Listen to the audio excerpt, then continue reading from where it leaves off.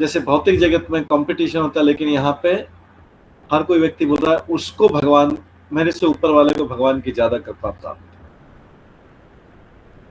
क्योंकि नारद मुनि पांडवों की बहुत प्रशंसा की, लेकिन पांडव लोग बोलते हैं आप हमारी इतनी प्रशंसा कर रहे हैं, हमसे ज्यादा कृपा तो यदुवंशियों को प्राप्त।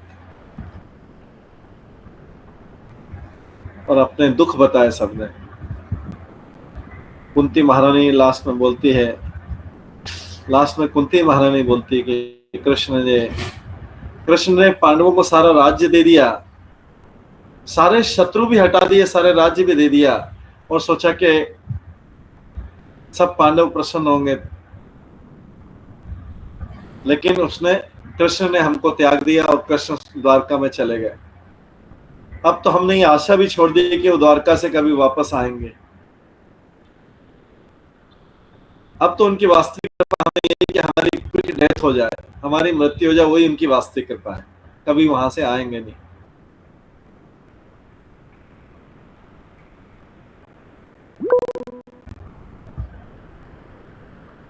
हरे कृष्णा। हरे कृष्ण प्रभु जी, धन्यवाद प्रणाम। प्रभु जी एक्चुअली पुष्पा माता जी शेयर कर रही थी, शेयर नहीं हो रहा है तो इसलिए उनको थोड़ा सा वो शेयर करें। Okay, you will share. Okay, thank you माता जी। हाँ हरे कृष्णा, ठीक है माता जी। In my book it is text 89, so probably there it will be 4 less. 84 Prabhu ji. So now I'll be reading from text 89. तो कुंती महारानी लास्ट में बोलती है कि कृष्ण अपने मित्रों के प्रति, संबंधियों के प्रति हमेशा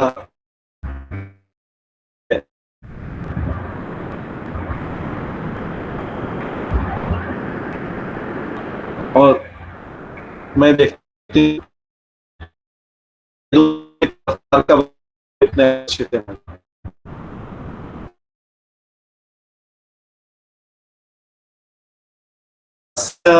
परम प्रिय वर्ग मुख्यान श्रीयादवान्योपम प्रमदाब्धिम मग्नान् तेषां महत्त्वम् अतुलं भगवन् स्तवमेव जानासि तद्व्यम् अहो किम्।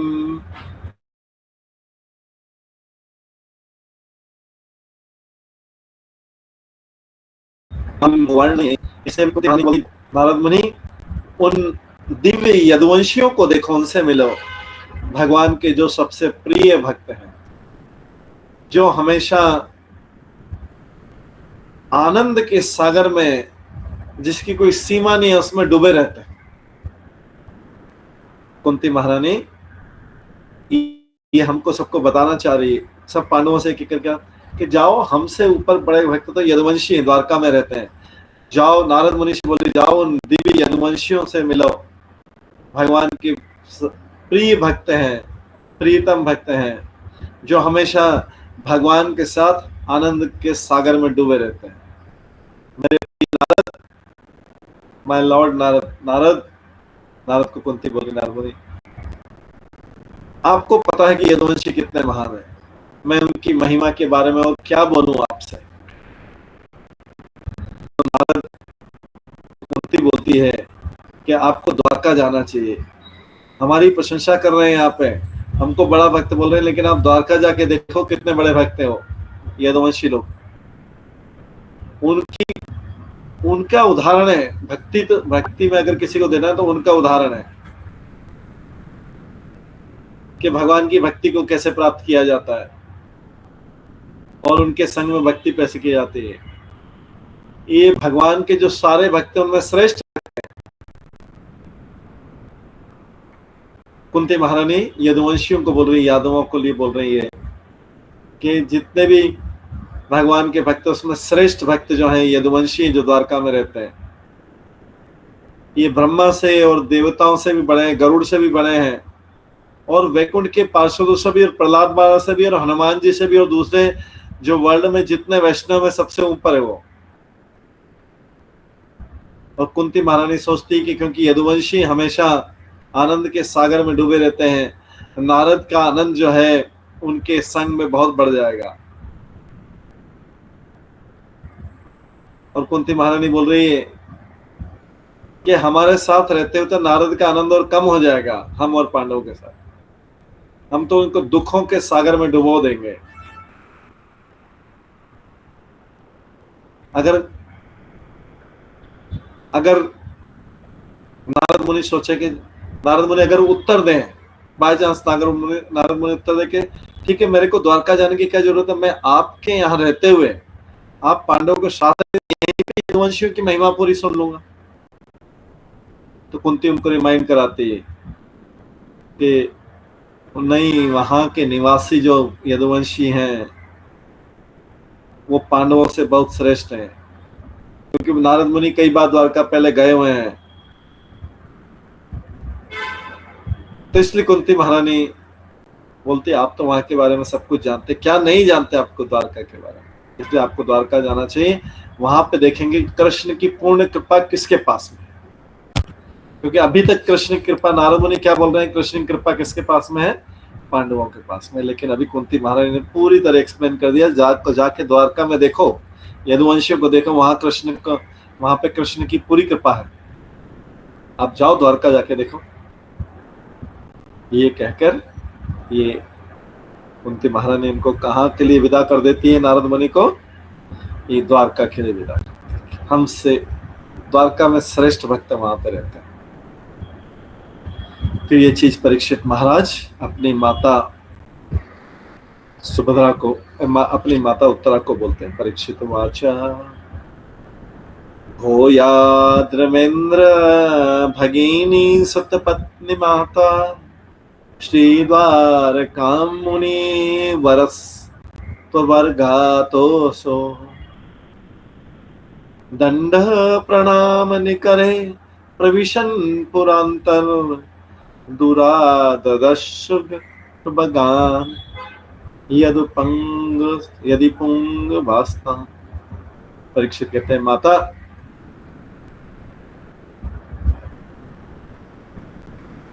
अपनी माता को क्या बोल रहे हैं, एक और नाम से पुकार रहे हैं परीक्षित महाराज। परीक्षित महाराज की माता उत्तरा है, तो बोलते हैं भगवान यादवेंद्र के नेफ्यू की पत्नी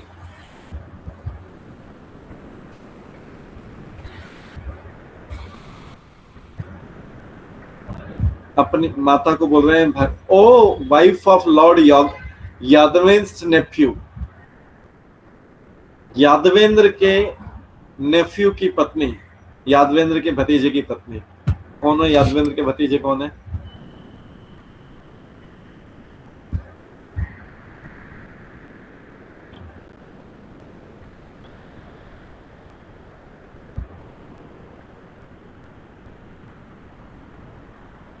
पांडव हुए ना प्रभु जी, पांडव के पौत्र, सॉरी, पांडव के पौत्र उत्तरा के लिए बोल रहे हैं ना। उत्तरा तो यदुवंश के भतीजे कौन हुए, पांडव ही तो होंगे प्रभु जी। देखिए आप इसमें रिलेशनशिप कैसे है। हाँ रत्ना गुप्ता माता जी बोलिए। हरे कृष्ण प्रभु जी, सादर प्रणाम। साधु। वो अभिमन्यु की पत्नी के बारे में बात कर रहे हैं। हाँ अभिमन्यु, क्योंकि यादवेंद्र मतलब कृष्ण, कृष्ण के भाई हुए सब, ये सारे पांडव कृष्ण के भाई हुए, अर्जुन और ये, और फिर अभिमन्यु जो अर्जुन का पुत्र है, तो इसलिए इस तरीके से एड्रेस कर रहे हैं अपनी माता को। अब माता तो बोल ही रहे हो, मदर और wife of Lord Yadavendra nephew, भगवान की भतीजे भी हुए अभिमन्यु, क्योंकि ये सब भाई आपस में, कजिन। कृष्ण और सारे पांडव जो हैं, सारे पांडव तो भाई हैं से, कृष्ण भी उनके कजिन है। कृष्ण उनकी जो कुंती महारानी के भाई जो वसुदेव है उनके पुत्र, तो उनके कजिन हो। इस प्रकार से ये इनके अभिमन्यु की पत्नी बोला। हाँ पालिका माता जी बोलिए। प्रभु जी एक बार फिर से आप क्या क्वेश्चन था एग्जैक्टली, और आप क्या समझाए, थोड़ा सा क्लियर नहीं है प्रभु जी, आप अच्छा, समझाएंगे? परीक्षित महाराज एड्रेस कर रहे हैं, ये आपके इसमें भी है। यहाँ पे तो लॉर्ड कृष्णा लिख दिया, परीक्षित महाराज अपनी माता को बोल रहे हैं, एक दूसरे नाम से पुकार रहे हैं, और माता तो बोल ही रहे हैं और साथ में बोल रहे हैं श्लोक में, यादवेंद्र भगिनी सुत पत्नी, यादवेंद्र के भतीजे की पत्नी। अपनी माता को एक और नाम से पुकारा। तो यादवेंद्र है, कृष्ण है, उन वो पांडवों के भाई अर्जुन के, उनके, और अब अर्जुन का पुत्र कौन था? पांडव का पुत्र अभिमन्यु था। अभिमन्यु की पत्नी भी उतरा, तो इस तरीके से एक इनडायरेक्टली एड्रेस भी कर रहे हैं, उनके दूसरे नाम से पुकार। तो यहाँ पर परीक्षित बोलते हैं, माता है यादवेंद्र के भतीजे की पत्नी। नारद जो है उच्च कोटि की जो संत है नारद, तुरंत उसी समय द्वारका पहुंच गए और द्वारका के अंदर गर्भगृह में प्रवेश किया और रिपीटेडली भगवान को बार बार दंडवत प्रणाम किया और दूर से यदुवंशियों को भी देखा। नारद मुनि तो तुरंत पहुंच जाते हैं। जैसे इधर पांडवों ने बोला कि आप वहां पहुंच के देखिए यदुवंशी कितने बड़े भगवान के भक्त, तो नारद मुनि पहुंच गए, इसलिए बोला गया है।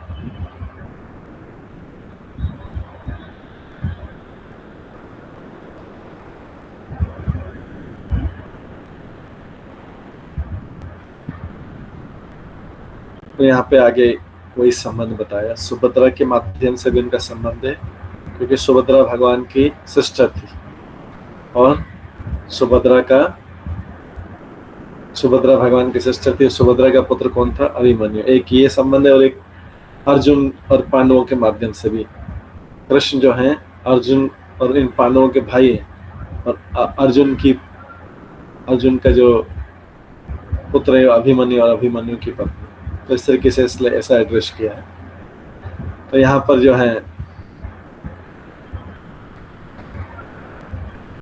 जब परीक्षित महाराज बोलते हैं, जब कुंती ने नारद मुनि को द्वारका में जाने का आग्रह किया, तो नारद मुनि यहाँ पे जो परीक्षित महाराज अपनी माता को बताते हैं कि परीक्षित महाराज ये क्यों बोल रहे हैं, ऐसा घुमा फिरा के भी अपने माता का ऐसे घुमा के क्यों भी नाम लिया, इसका क्या कारण था? इतना कॉम्प्लिकेटेड तरीके से क्यों किया? यादवेंद्र दो तरीके से, यादवेंद्र भगिनी सुत पत्नी या फिर वाइफ ऑफ लॉर्ड यादवेंद्र से नेफ्यू, ऐसा क्यों बोला?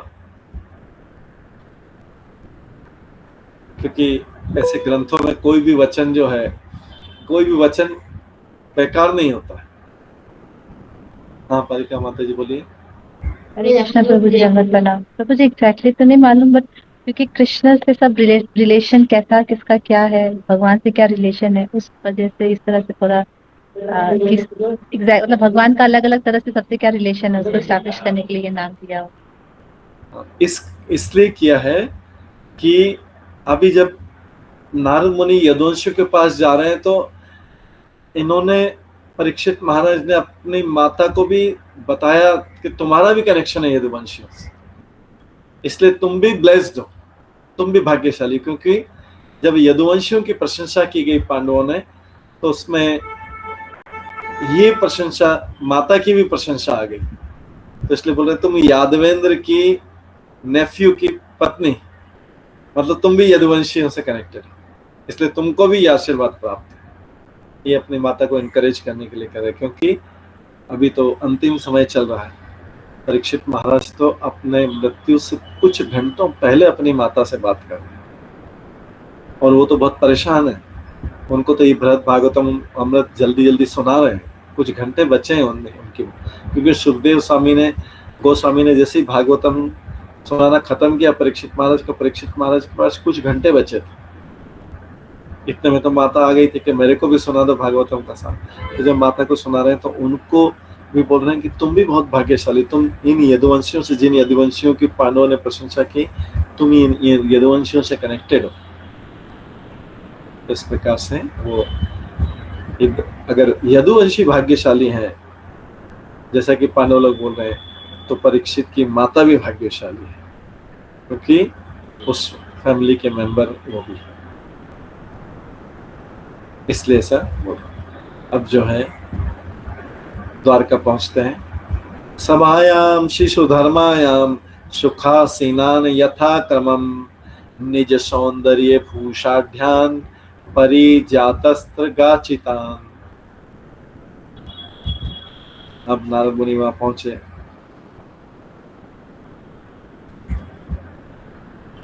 उन्होंने सारे, नारद मुनि ने जो सारे यदुवंशियों को कहां पे देखा? सुधर्मा सभा में बैठे हुए देखा। ब्लेस्ड असेंबली, सबको भगवान का आशीर्वाद प्राप्त उस असेंबली में, सभा में देखा। और सारे लोग ऑर्डर में बैठे हुए थे। कैसे ऑर्डर में बैठे थे? सीनियर, उसके बाद नेक्स्ट, उसके बाद नेक्स्ट, उसके बाद नेक्स्ट, इस तरीके से सारे यदुवंशी सभा में बैठे हुए थे। और साथ में क्या था? सजे हुए थे। कहते हैं अपने शरीर के, अपना शरीर उनका इतना आकर्षण था। Sitting in their on seats in the Sudharma सभा। और वैसे तो सब सुंदर थे, और ऊपर से उन्होंने उस उनकी बॉडीली ब्यूटी को और क्या बढ़ा रहे थे?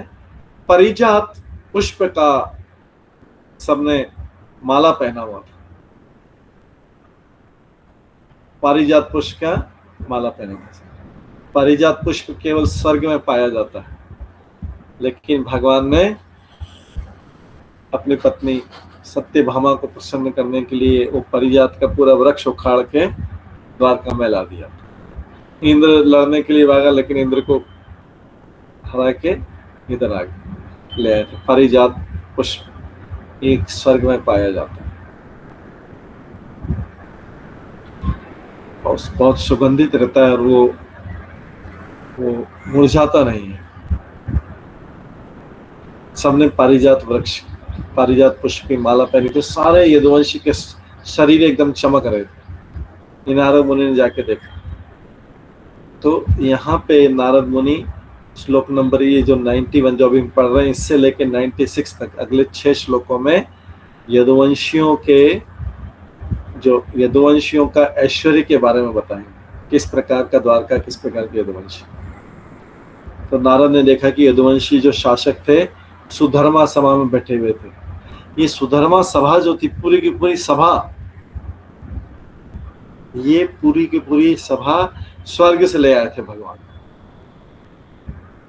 सभा ही ले आए थे। सभा जैसे रेलवे का कंपार्टमेंट होता है, फर्स्ट एसी, जैसा एक उदाहरण के लिए फर्स्ट एसी राजधानी का फर्स्ट एसी कंपार्टमेंट एकदम थोड़ा अच्छा वाला, ऐसे सुधर्मा सभा उससे कई गुना, करोड़ों गुना ज्यादा सुंदर। वो पूरा के पूरा डब्बा ही, पूरा के जिसके अंदर सभा होती है, पूरा के पूरा हॉल उठा के ले आए। ये सुधर्मा सभा में ऐसी क्या विशेषता है? सुधर्मा सभा में जब तक कोई बैठा रहेगा, उसको मृत्यु, बुढ़ापा और बीमारी नहीं आएगा, जब तक उस सभा में बैठा रहेगा। और यमराज वहां पे प्रवेश नहीं कर सकता। अगर किसी की मृत्यु भी आने वाली हो, लेकिन अगर वो सुधर्मा सभा मीटिंग में बैठा है, द्वारका की सुधर्मा सभा की इस मीटिंग में बैठा है, यमराज अंदर नहीं जा सकता। मतलब यमदूत अंदर नहीं जा सकते। उसको चाहे अगर वो दिन भर बैठा रहेगा, कई दिन बैठ जाए, चाहे उसकी मृत्यु आ गई हो, लेकिन उसको अंदर लेने नहीं जा सकता। अगर कोई ऐसा बाय चांस किसी ने पाप भी किया हो, वैसे तो नहीं उम्मीद है, लेकिन फिर भी वहां पे कोई बुढ़ापा, बीमारी, मतलब काल वहां पे प्रवेश नहीं कर सकता। काल इससे आता है, काल से बुढ़ापा आता है, बीमारी आती है, ये सब वहां पे प्रवेश नहीं कर। सुधर्मा सभा की विशेषता। तो वहां पे सब लोग बैठे तो सुधर्मा सभा में, जो इंद्र के स्वर्ग से लाई गई थी सुधर्मा सभा। और लेकिन यदुवंशी जब उसके अंदर बैठ रहे हैं, तब सुधर्मा सभा का सौंदर्य, उसका महत्व और भी बढ़ गया था।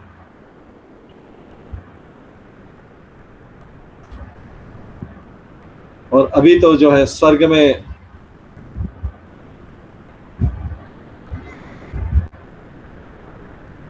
स्वर्ग में जो था उससे कई गुना इसका महत्व जो है यहाँ पे बढ़ गया था,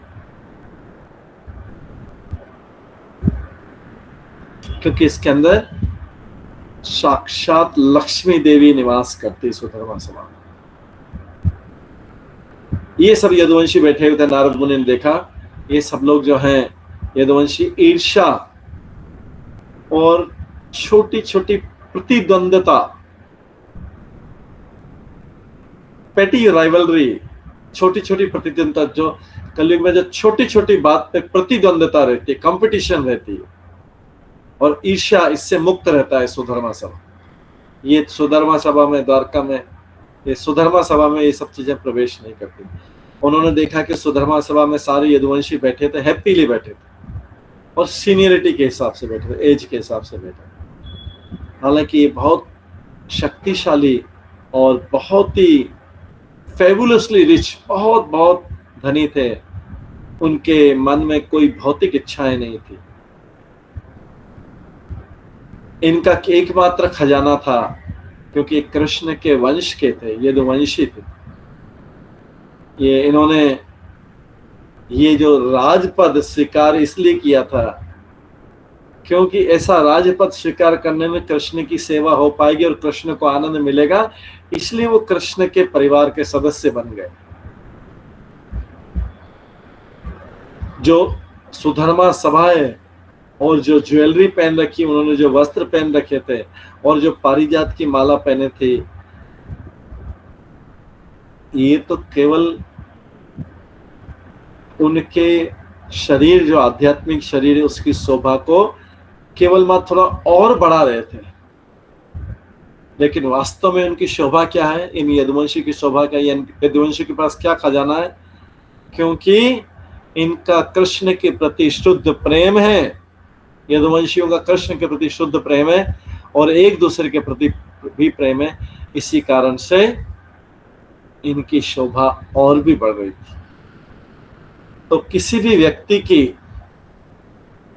भौतिक रूप से अगर बहुत सुंदर नहीं भी हो, कोई भी व्यक्ति अगर भौतिक रूप से बहुत सुंदर नहीं भी हो, तो भी उसका कृष्ण के प्रति जो शुद्ध प्रेम है, उससे उसकी शोभा कई गुना बढ़ जाती है।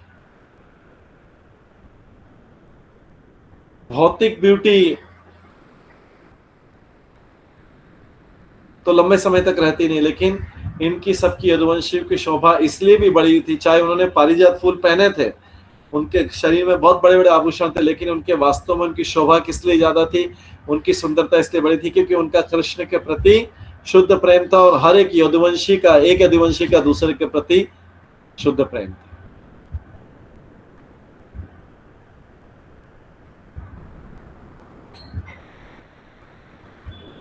तो जो वास्तविक सौंदर्यता होती है वो भौतिक सौंदर्यता नहीं, अंदर की सौंदर्यता उससे भी महान रहती है। उसके व्यक्ति का तेज और बढ़ता है। जैसे देखते हैं कई बार अफ्रीका से इस्कॉन के भक्त आते हैं, तो अफ्रीका में वैसे देखा जाए तो शारीरिक रूप से तो सब डार्क कॉम्प्लेक्शन वाले रहते हैं, लेकिन जब वो तिलक लगाते हैं और कथा करते हैं या डांस करते हैं तो उनकी शोभा कई सुंदर इंडियन से भी ज्यादा हो, क्योंकि भगवान के भक्त और तिलक लगाने से और भगवान की शुद्ध भक्ति करने से उनकी शोभा और भी बढ़ जाती है।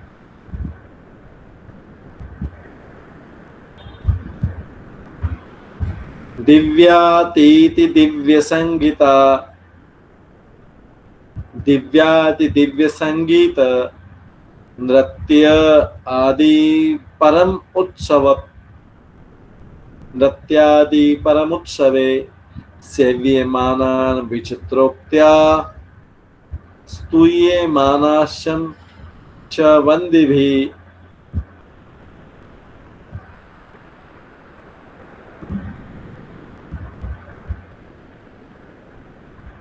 और वे सब बहुत लोग आनंद में थे। किस कारण? फेस्टिव सॉन्ग चल रहे थे, उत्सव वाले गीत चल रहे थे, डांस चल रहा था स्वर्ग विषय लोगों का। और वो जो प्रशंसा करने वाले लोग रहते हैं, जो पहले राजाओं के समय में रहते हैं, बार्ड्स बोलते हैं जिनको, उनके द्वारा प्रशंसित कर रहे थे, बड़े बड़े सुंदर शब्दों में उनकी प्रशंसा हो रही थी इस सुधर्मा सभा। म्यूजिक था, डांस था, ड्रामा था यदुओं की सभा में, वो दिव्य थे। इंद्र के स्वर्ग में जो उस चलता है उससे भी कई गुना ज्यादा थे, अति दिव्य थे। भगवान नारायण के वैकुंठ लोक में जो चलते हैं डांस, और जो इस जगत की सारी सिद्धियां हैं वो भगवान के इस राज्य में यदुवंशियों की सेवा कर रही थी, मेड सर्वेंट के समान, यहाँ की सिद्धियां। उसके बाद आगे बोलते हैं ये सब यदुवंशियों के उस सभा का वर्णन हो रहा है जहां पे अभी नारद मुनि गए थे यदुवंशियों का दर्शन करने। इसके बाद आगे बोलते हैं अन्य अन्यम चित्र नरमोक्ति केलिभीर हस्तो मुदा सूर्यमा क्रामात स्वाभि प्रभाभीर माधुरी मयान। यदुवंशी लोग आपस में बात करते जोर जोर से हंस रहे थे और एक दूसरे से जोक कर रहे थे, वहां पर हंस रहे थे, जोक कर रहे थे। और उनके शरीर का जो तेज है वो सूर्य के प्रकाश से को भी मात कर रहा था। उनका सारा पर्सनालिटी जो था, आकर्षक था, यदुवंशी लोग जो बैठे हुए एकदम तेज चमक रहे थे।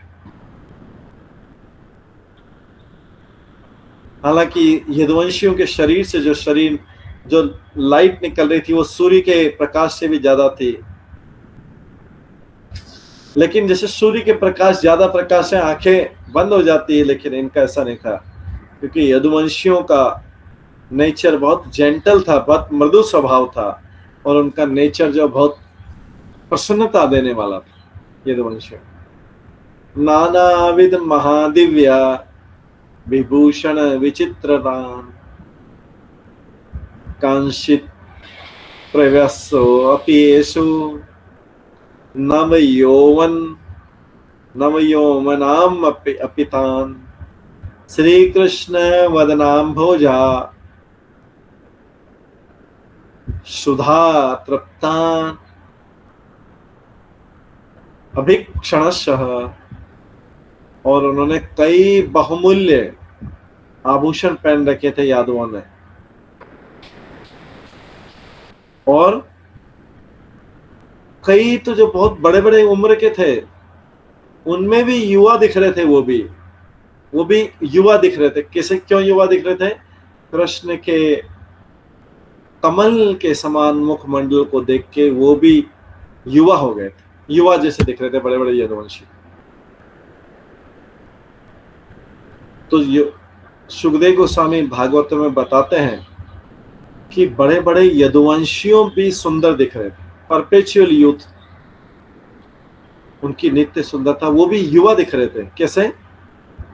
बोलते हैं तत्र प्रवशो अपि आसन युवनो अति बाल योजशः पिबन्तो क्षीर मुकुन्दस्य मुकुंदा भुजा सुधम मुकुः। बहुत बड़े बड़े निवासी भी द्वारका के वो युवा दिख रहे थे, शक्तिशाली थे, वीरवान थे, और उनकी आंखें जो थी वो क्यों कैसे इतने थे?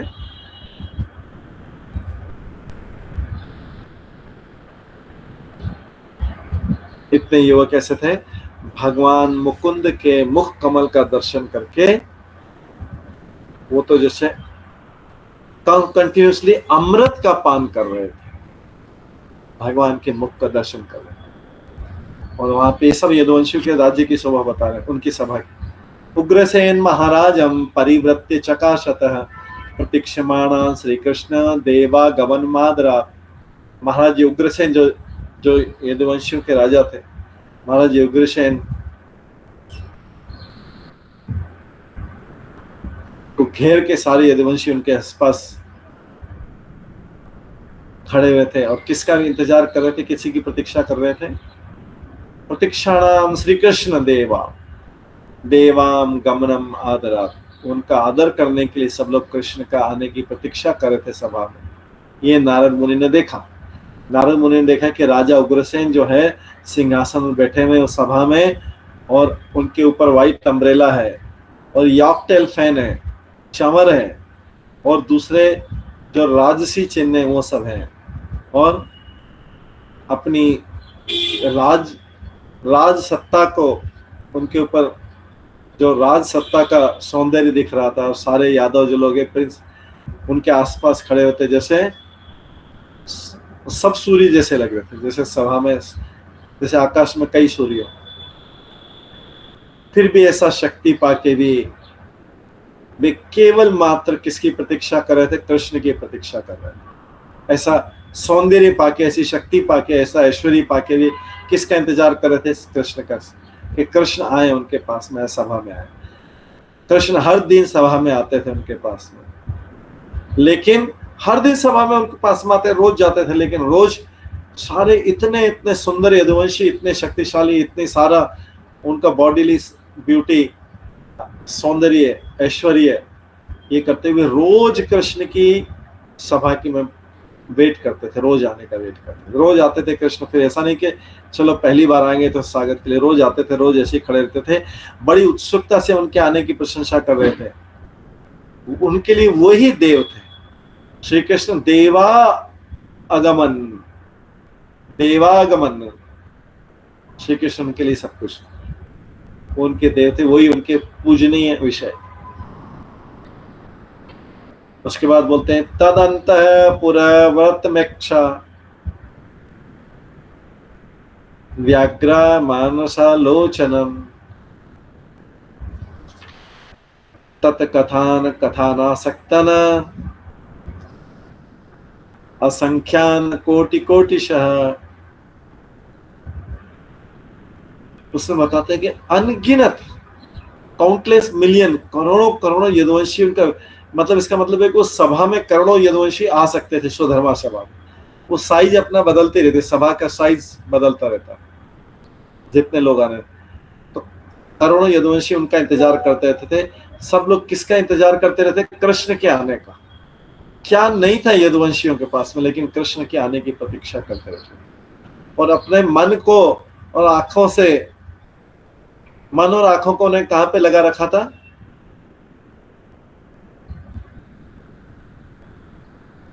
कि कृष्ण के जो आने का रास्ता है, कृष्ण के जो आने का रास्ता है उसकी तरफ लगा रखा। तो कृष्ण का जो महल है वो सुधर्मा सभा से कनेक्टेड था।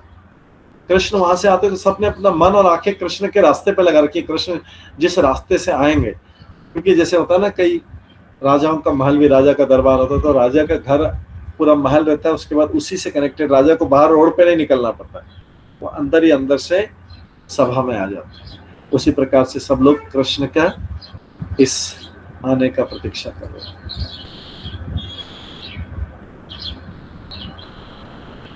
तो तात्पर्य में लिखते हैं, जैसे कोई भी व्यक्ति आराम से बात कर सकता है, जो चीज उसके मन में हो, जो उसके मन में उसकी बात आराम से कर सकता है, उसको सोचने की जरूरत नहीं। तो सारे यदुवंशी आराम से कृष्ण की बात कर रहे थे, क्योंकि उनके मन में कृष्ण ही था। उन्होंने जो द्वारका में अलग अलग लीलाएं की थी, अलग अलग पर, और जो कार्य अभी उनका करना है सभा में आके करेंगे। यादवों के मन में, यदुवंशियों के मन में कोई भी ऐसी चीज उनके मन में आती नहीं थी कि जो कृष्ण से संबंधित नहीं हो। यादवों के मन में, पूरी सभा में, इसलिए इतने सुंदर और इतने खुश, इतने सौंदर्यवान, इतने प्रसन्न और इतने पावरफुल, इतने तेजवान दिखते थे कि कृष्ण के अलावा और कोई डिस्कशन ही नहीं था उनके पास।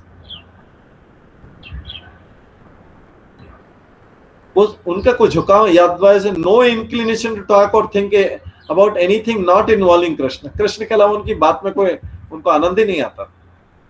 तो यदुवंशी लोग इतने पॉपुलर थे कि सुखदेव गोस्वामी गिनती नहीं कर सकते। सुखदेव गोस्वामी बता नहीं पा रहे कि कितने यदुवंशी थे वहां पर उस सभा में, स्वधर्मा सभा में कितने यदुवंशी थे। यदुवंश प्रसूतानां पुंसां विख्यात कर्मणां संख्या न शक्यते कर्तुम् अपि वर्ष सतिर्नृपा तिस्रः कोट्यः तिस्रः कोट्या सहस्रनाम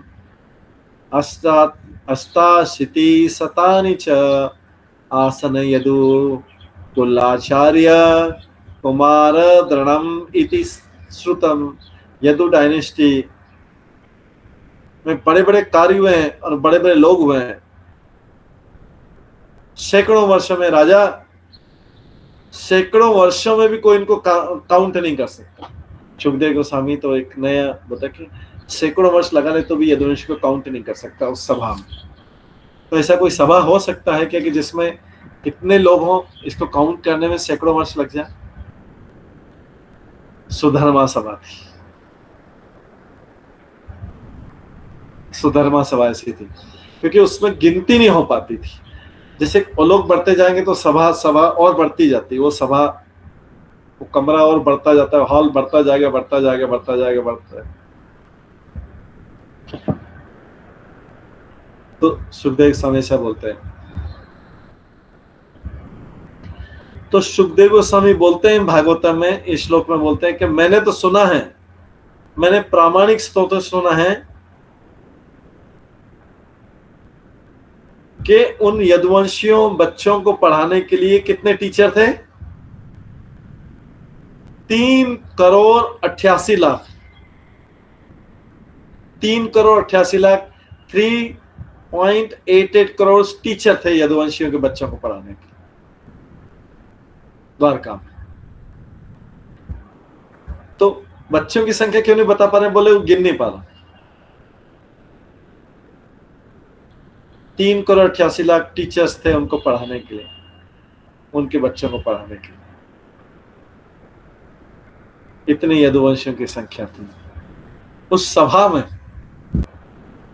संख्या थी। ये उनके बच्चों को पढ़ाने के लिए टीचर्स, इतने टीचर्स। और श्रीधर स्वामी जो कमेंट्री लिखते हैं वो तो बोलते हैं कि जो नंबर ऑफ टीचर्स थे सुखदेव गोस्वामी ने तो बहुत कम बताया, बहुत कंजर्वेटिव एस्टिमेट है। ये 3,88,00,000 बताया, ये तो लोगों से सुना था, बट संख्या इससे भी हायर थी। और जो टीचर है खाली एक एक बच्चे के लिए नहीं था टीचर, एक टीचर तो कई बच्चों की जिम्मेदारी ले सकता है। इसलिए जो उनके स्कूल जाने वाले बच्चे थे यदुवंशी के, गिन नहीं सकते। एक टीचर 3,88,00,000 तो टीचर थे। और सुखदेव गोस्वामी ने बोला, श्रीधर स्वामी जो कमेंट्री कर रहे हैं, जो उसके ऊपर तात्पर्य बता रहे हैं, व्याख्या कर रहे हैं, वो तो बोल रहे हैं नंबर तो और ज्यादा थे। सुखदेव गोस्वामी ने तो कंजर्वेटिव बताया फिगर, और इससे ज्यादा थे। और एक एक टीचर को एक एक बच्चे की रिस्पॉन्सिबिलिटी बैठेगा नहीं, कई बच्चों की रिस्पॉन्सिबिलिटी लेंगे। इसका मतलब कितने बच्चे होंगे, और जब इतने बच्चे हैं तो टोटल फैमिली मेंबर्स कितने होंगे, गिन नहीं सकते। नेक्स्ट, ज्ञात्वां तम यद्वोऽभ्येत धावन्त संभ्रमाकुला उत्थाप्य प्रसभं प्राणो धत्वा निन्यु सभांतरम। जैसे यदुवंशियों ने देखा, इन करोड़ों यदुवंशियों ने देखा कि नारद मुनि पहुंच गए हैं, नारद मुनि बाहर खड़े कर आ रहे थे, अंदर देख रहे सारी चीजें, सारे लोग भाग के आए, और नारद मुनि तो जाके प्रणाम कर लिए थे, नीचे दंडवत प्रणाम किए, अरे यदुवंशी इतने महान है, हमें भी इनकी प्रशंसा सुन के। सबने मिलके नारद मुनि को उठाया, अपने हाथों से उठाया और उनको असेंबली हॉल में बाहर ले गए।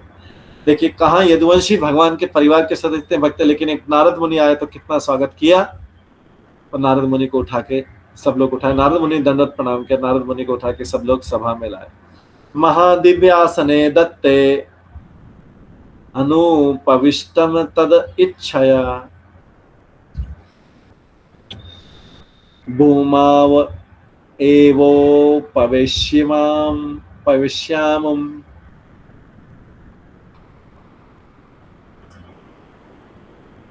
परितः स्वयं आसत। उन्होंने उनको बड़ा सिंहासन दिया, बहुत बड़ा सिंहासन दिया। नारद मुनि को, नारद मुनि ने बैठने से मना कर दिया। क्यों नारद मुनि ने बैठने से कब मना कर दिया? हरे कृष्णा, धन्यवाद प्रणाम प्रभु जी। धन्यवाद प्रणाम। प्रभु जी, आउट ऑफ ह्यूमिलिटी उनको लगा Yaduvansh are they superior than him. हाँ, उनको अभी तो प्रशंसा सुन के आ रहे पांडव से कि इतने महान है। उन्होंने उनको बताया था कि ये सारे उसमें बेस्ट है, भगवान के भक्तों में सबसे ज्यादा कृपा प्राप्त है। तो इसलिए उन्होंने सोचा कि रिफ्यूज टू सिट ऑन, उन्होंने बैठने से मना कर दिया। तो उनकी बात, उनकी इच्छा को, नारद मुनि की इच्छा को ध्यान में रखते हुए यदुवंशियों ने उनको नीचे जमीन पर बैठने के लिए आसन दिया और सारे यदुवंशी उनके आसपास बैठ गए। देवर्षि प्रवरो अमी भी पूजा द्रव्यम समाहतम नत्वा सांजलिरे उत्तया विनीतो मुहुरातान। जब उस पूजा की सामग्री ले आए, सारे यदुवंशी लोग भाग के पूजा की सामग्री लाए,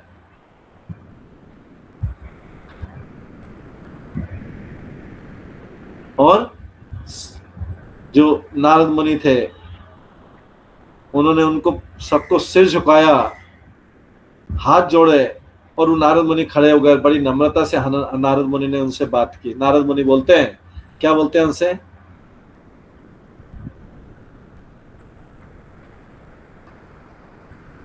भो कृष्ण पादाब्ज महानुकंपिता लोकोत्तरा मामधुना दयध्वम युष्माकमेव वा विरतम यथाहम कीर्ति प्रगायन जगति भ्रमेयम।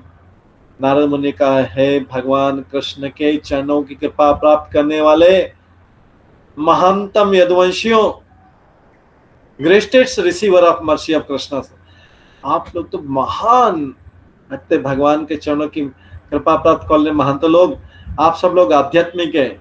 आज कृपया मुझे, मेरे ऊपर कृपा कर दीजिए।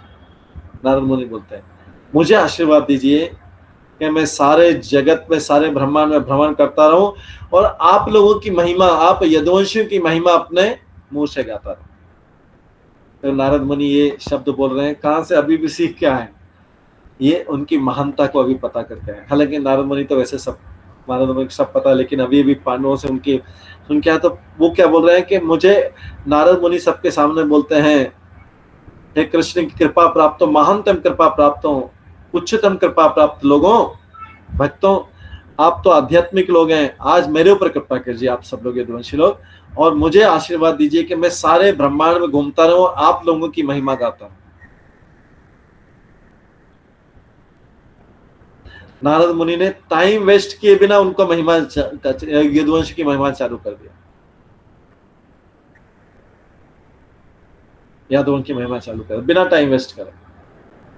आगे बोलते हैं, अहो अलम श्लाघ्य तमयदो कुलम चकास्ति वैकुंठ निवासितोऽपि यत् मनुष्य लोको यदनुग्रहादयं विलग्य वैकुंठमतीव राजते। नारद मुनि बोलते हैं, यदुवंशियों का कुल सबसे ज्यादा प्रशंसनीय है, श्लाघ्यतमम, मोस्ट प्रेजवर्दी है, वैकुंठ के लोकों से भी ऊपर है आपका तेज। आपकी कृपा से ये द्वारका का जो स्थान है, ये वैकुंठ से ऊंचा है और उसकी महिमा वैकुंठ से ऊपर है। इस द्वारका, वैकुंठ में जो भगवान हैं उनके कई पार्षद हैं, जिनका चरित्र और जिनका ऐश्वर्य सारे लोग प्रशंसा करते हैं और आकर्षित है। नारद ने यहाँ पे देखे कि इस अर्थ में, इस पृथ्वी पे पृथ्वी के निवासी जो द्वारका के निवासी हैं, ये गरुड़ से और दूसरे वैकुंठ में भगवान के पार्षदों से ऊपर है। यदुवंशियों ने भगवान की महिमा को पूरे मृत्यु लोक में, पूरे भूलोक में इसको फैला दिया है, जो मृत्युलोक जिसमें मनुष्य की आयु बहुत कम रहती है, लेकिन इसमें भगवान की महिमा को फैला दिया। ये मृत्युलोक को यदुवंशियों ने भगवान की महिमा गा गा के वैकुंठ लोक से ज्यादा श्रेष्ठ कर दिया है। भगवान के वैकुंठ के वासी तो श्रेष्ठ हैं ही सही, भगवान के प्रिय हैं, लेकिन उतने नहीं जितने द्वारका के भक्त वैकुंठ के वासियों से भी ज्यादा श्रेष्ठ। ये नारद मुनि प्रशंसा करते हैं द्वारका वासियों के। व्रता धरित्री भवती सफल प्रयासा, यस्याम जनुवर्षति केलिचया केलेशाम, येषाम महाहरिरयम निवसन ग्रहेषु, पुत्रापि पूर्वम कृतिरमते विहारे। बहुत भाग्यशाली, पृथ्वी बहुत भाग्यशाली है आपके प्रयासों से कि यदुवंशी लोग इस पे पृथ्वी की सतह पे प्रकट हुए, जन्म लिया है, इनका निवास है और ये आनंद देने वाले, भगवान को आनंद देने वाले कार्य करते हैं, इसलिए पृथ्वी जो बहुत भाग्यशाली है। भगवान हरि इनके घरों में, यदुवंशियों के घरों में निवास करते हैं और उनके साथ अपने अद्भुत आध्यात्मिक लीलाएं करते हैं। तो नारद मुनि का तो मूड शिफ्ट हो रहा है, अभी उनका आनंद और बढ़ता जा रहा है। थोड़ी देर में तो रुक गए वो यदुओं को, यदुवंशियों की प्रशंसा छोड़ के वो तो अभी नीचे आके पृथ्वी की प्रशंसा कर रहे हैं, क्योंकि यदुवंशियों की प्रशंसा बहुत ऊपर की चीज हो गई कि जिसके ऊपर द्वारका धाम है, जिसके ऊपर द्वारका धाम प्रकट हो गया है, और इस पृथ्वी देवी की सर्टनली भगवान नारायण की लीलाएं जो वैकुंठ में होती है वो सब यहाँ पे हो रही है, उनके अवतार। उन्होंने कई ऐसी लीलाओं का विटनेस किया है और पुराणों से सुना है, बट वो जो अभी देख रही लीलाएं भगवान की इस द्वारका में, वो ऐसी अद्भुत लीलाएं जो भगवान आध्यात्मिक भौतिक सृष्टि के भगवान है, वो उनके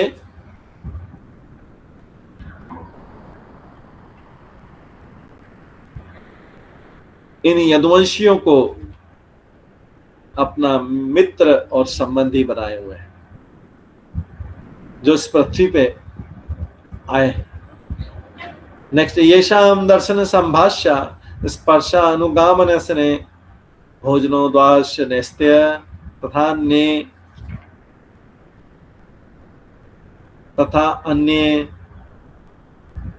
देहिक्त दृढ़ दृश्छेदे प्रेम संबंध आत्म संबंधे अधिके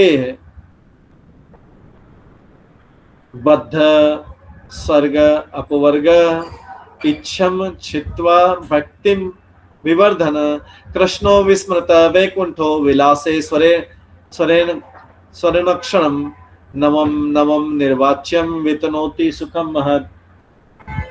कृष्ण ने जब वैकुंठ को भूल गए, द्वारका में आने वाले कृष्ण भूल गए, क्योंकि यहाँ के द्वारका वासियों के, यदुवंशियों के लविंग एक्सचेंज से वो वैकुंठ को भूल गए। वो यदुवंशियों को देखते हैं, उनको स्पर्श करते हैं, उनके साथ बात करते हैं, उनके साथ बैठते हैं, वो उनके साथ खाते हैं, उनके साथ सोते हैं और उनका अनुसरण करते हैं। जब वो चलते हैं उनके पीछे पीछे चलते हैं, उनके विवाहों में, विवाह के उत्सव में भाग लेते हैं और अपने जो जीवन की क्रियाकलापों को उनके साथ में शेयर करते हैं। इनके जो संबंध है भगवान के, इन यदुवंशियों के जो संबंध है, वो बड़े बड़े योगियों के जो भगवान के साथ ध्यान करते हैं, भगवान का ध्यान करते हैं, भगवान को हृदय में दर्शन करते हैं, उससे ज्यादा स्ट्रॉन्ग संबंध है इनके यदुवंशियों से। अपने लीलाओं के द्वारा कृष्ण जो हैं यदुवंशियों में बहुत से यदुवंशियों को आनंद देते हैं और उनके मन को उत्साहित करते हैं, जिसका वर्णन नहीं किया जा सकता। और अगर किसी यदुवंश के हृदय में मुक्ति की इच्छा हो या स्वर्ग में जाने की इच्छा हो, उसको भी नष्ट हो जाती है भगवान के साथ रहते उसके। अगर किसी के अंदर कोई इच्छा हो कि स्वर्ग इससे ज्यादा अच्छा होगा या मुक्ति का आनंद इससे ज्यादा होगा, सारी इच्छाएं उनकी नष्ट हो जाती है जब वो द्वारका में भगवान का संग करते हैं, और इस प्रकार से उनकी भक्ति इनके प्रति और बढ़ती जाती है। ये सब द्वारका की और यदुवंशियों की महिमा गा रहे हैं नारद मुनि। और तात्पर्य में लिखते हैं कि श्री कृष्ण इस पृथ्वी पर आए हैं केवल अपने एंजॉयमेंट के लिए नहीं आए हैं, बट अपने भक्तों को आनंद देने के लिए आए। परित्राण साधुनाम, भक्तों को आनंद देने के लिए आए। कुछ ये यदुवंशी जो हो सकता है इनके मन में किसी को अगर इच्छा हो कि स्वर्ग में जाने की हो और वहां पे जाके स्वर्ग में या इवन वैकुंठ में जाने की इच्छा और वहां पे कृष्ण का संग पाने की इच्छा हो सकती है। लेकिन इनमें से कुछ लोग तो ऊपर के लोग को सहाय हैं और कुछ इसमें से स्वर्ग में से भी आए। यदुवंशियों में से कुछ स्वर्ग में से भी आए थे, कुछ डेमिगॉड्स आए थे, यहाँ पे जन्म लिया था ना। तो उनके मनुष्य रूप में जब थे, मनुष्य में उनके मन में अगर थोड़ी सी भी इच्छा हो कि स्वर्ग में वापस चला जाए, पर जब व्यक्ति कृष्ण के साथ द्वारका में रहता है, ऐसी जो अनसुटेबल डिजायर है उनके हृदय में वो खत्म हो जाती है। स्वर्ग में जाने की, मुक्ति की इच्छा भी खत्म हो जाती है, क्योंकि यदुवंशियों ने मुक्ति में पूरा रुचि खो बैठा है और संसार में कोई उनका, इस संसार में कोई रुचि नहीं है, क्योंकि वो बार बार कृष्ण के संग में ही जन्म लेने की इच्छा करते हैं। यदुओं का कृष्ण में ध्यान इतना ज्यादा, इतना फोकस्ड, इतना स्ट्रांग है कि जो ध्यान धारणा समाधि अष्टांग योगी में होता है, योगियों की ध्यान धारणा समाधि उससे भी ज्यादा है। हालांकि उनके साथ खेलते हैं, उनके साथ घूमते करते हैं, लेकिन योगियों की धारणा और समाधि, जो ध्यान धारणा समाधि योगियों का रहता है, एक जगह बैठ के करते हैं, उससे ज्यादा तो ये खाते पीते खेलते बात करते, उससे बड़ी समाधि में यदुवंशी रहते, कृष्ण के विचार में रहते। और ये लोग जो है योगी जो बड़े बड़े माया निराकार भगवान का ध्यान करने वाले योगी, ब्रह्म ज्योति का ध्यान करने वाले, इनका ध्यान हो सकता है कभी इधर चले जाए, लेकिन जो कृष्ण के द्वारका वाले भक्त खेलते कूदते खाते पीते, ये कृष्ण की ऐसी समाधि में रहते कि कभी इनका कृष्ण पे से ध्यान एक क्षण के लिए भी इधर उधर नहीं होता। खेलते खाते घूमते बैठते उनके साथ में, लेकिन ये कृष्ण की समाधि में योगियों से ज्यादा रहते।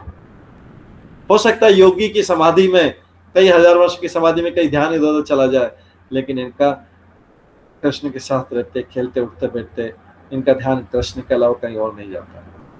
उनके इस ध्यान को कोई आकर्षित नहीं कर सकता कि हर मोमेंट ये भगवान की संग का आनंद लेते हैं।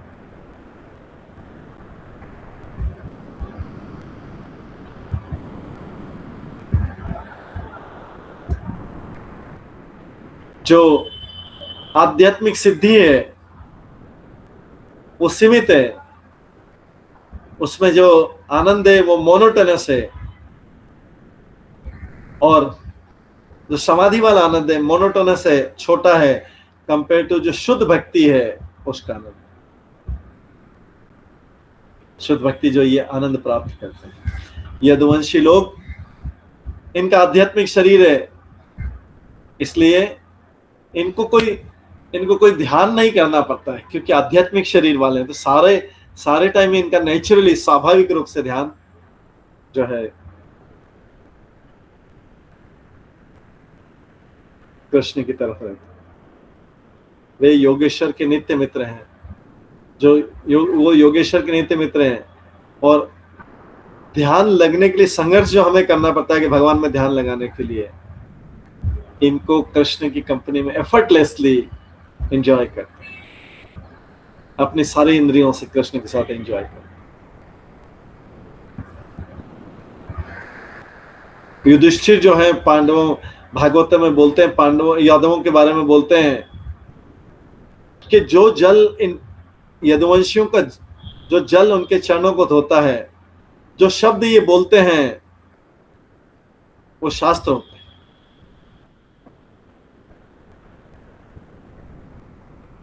वो शास्त्र बोलते हैं, और इनकी जो प्रशंसा है, जैसा कि वेद गाते हैं, इससे सारा ब्रह्मांड पवित्र हो जाता है। इनके चरणों के जल से, इनके शब्दों को बोलने से और इनका यश जो सारे ब्रह्मांड में फैलता है, वो पूरा की पूरा सारा ब्रह्मांड जो है, सारा ब्रह्मांड पवित्र हो जाता है। हालांकि पृथ्वी का जो सौभाग्य है इस समय के साथ कम हो जाएगा, लेकिन जो स्पर्श किया है इन यदुवंशियों ने, पृथ्वी का भाग्य जो था समय के साथ कम हो गया, लेकिन जब यदुवंशियों ने अपने चरणों से पृथ्वी को स्पर्श किया तो वो हम सब, नारद मुनि बोलते हैं, हम सब लोगों की इच्छाओं को पूरी करके पृथ्वी वर्षा कर रही है। जो शब्द भगवान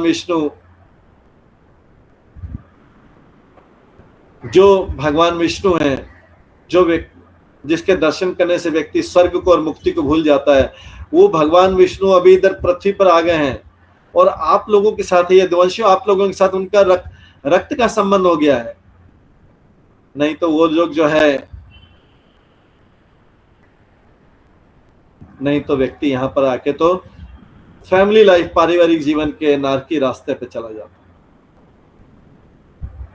वास्तव में तो इस ब्लड रिलेशनशिप आप भगवान को स्पर्श कर पा रहे हैं, उनको देख पा रहे हैं, उनके साथ चल पा रहे हैं, उनके साथ बातचीत कर पा रहे हैं और उनके साथ आराम से बैठ पाते हैं, और वो आपके यहाँ का भोजन लेते हैं। इन 2 श्लोकों में जो कृष्ण के जो भक्त थे कुरुक्षेत्र में, उनका जो महाराज युधिष्ठिर के साथ हुआ था, बातचीत हुआ था, उसमें महाराज युधिष्ठिर जो है यदुवंशियों को, यदुवंशी भी कुरुक्षेत्र में गए थे स्नान करने के लिए, तो महाराज युधिष्ठिर को बधाई देते हैं कि आप कितना सौभाग्यशाली के भगवान आपके साथ इतनी मित्रता रखते हैं। जो जल कृष्ण के चरणों को धोता है और गंगा निकलती है, गंगा तो जो है, गंगा को तो पूरे ब्रह्मांड को केवल पापों को नष्ट कर सकती है, लेकिन उनकी जो शब्द हैं वेदों के रूप में, वो सारे मानव समाज को एजुकेट करते हैं, जिससे लोग भगवान की स्वाभाविक भक्ति में जा सके और माया के भ्रम से मुक्त हो सके। पर उनके साथ में रहते हुए जो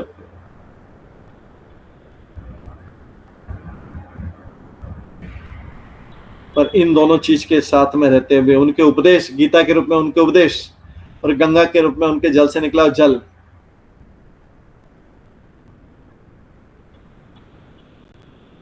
इसके बावजूद भी पृथ्वी पे पाप बहुत ज्यादा है। लेकिन आप लोगों के चरणों से पृथ्वी पवित्र हो गई। पृथ्वी की महिमा केवल छाया हो जाती, पृथ्वी को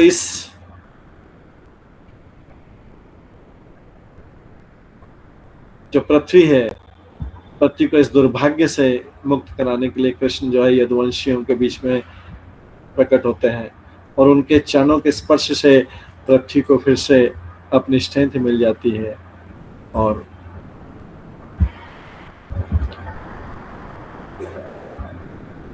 वो भगवान के भक्तों की सारी इच्छाएं पूरी करने में सक्षम हो जाती है। यदुवंशी लोग स्पेशली इतने संतुष्ट हैं इस पृथ्वी पे कृष्ण के साथ रहने के कि वो स्वर्गलोक और मुक्ति को भूल जाते हैं। इसके बजाय वो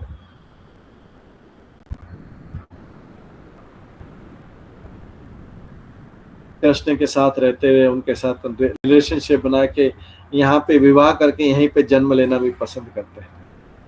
इस तरीके से नारद मुनि पृथ्वी की भी महिमा गा रहे हैं और यदुवंशी की महिमा गा रहे हैं। इसके बाद आगे और भी गाएंगे नारद मुनि, जैसा सब जगह करते आए हैं। तो अभी हम आगे की महिमा नेक्स्ट क्लास में श्रवण करेंगे। आज को यदुवंशियों की महिमा को यहीं पे विराम देते हैं। सभी भक्तों का बहुत बहुत धन्यवाद। सब भक्तों के लिए एक बार हरे कृष्ण महामंत्र का जप करते हैं। हरे कृष्णा कृष्ण हरे कृष्णा कृष्ण कृष्ण हरे हरे, हरे राम राम राम हरे। हरे कृष्ण प्रभु जी, दंडवत प्रणाम।